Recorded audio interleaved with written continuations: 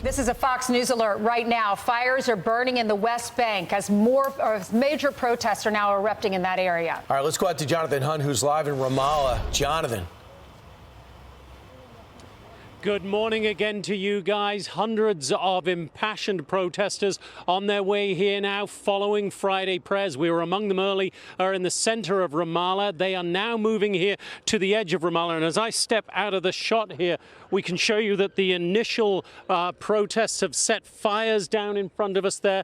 Those are tires, which is one thing they frequently do just to send the smoke up. It obscures the view, if you like, from what you look a little further to the right there.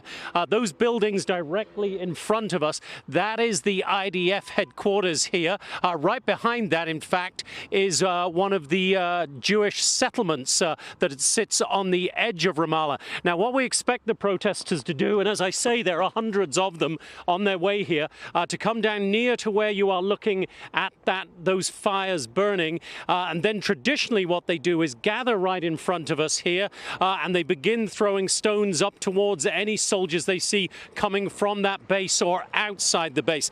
Now, passions always run high here after Friday prayers, but in the wake of what has happened since October 7th and the Israeli action in Gaza, Palestinians that we have spoken to here are frankly furious. And even if you put to them the barbarity, the horrific nature of the attacks on October 7th by Hamas, they say, yes, civilians perhaps shouldn't have been killed, but they believe, a lot of Palestinians here in the West Bank believe that overall Hamas's fight is justified. And in fact, we've been speaking to politically connected people here who say that a lot of Palestinians are running out of patience with the more moderate Palestinian Authority that governs here in Ramallah and the rest of the West Bank. And if there was an election held now, they actually believe that Hamas would win it. Just imagine how frightening a prospect that is for anyone in Israel. We're also being told by people who know the situation on the ground here that Islamic Jihad is gaining strength too.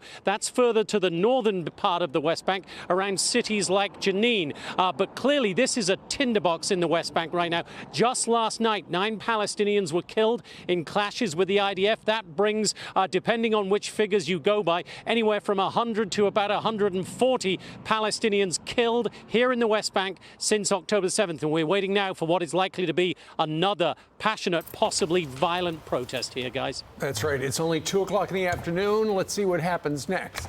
Jonathan, thank you very much. Thanks, Jonathan.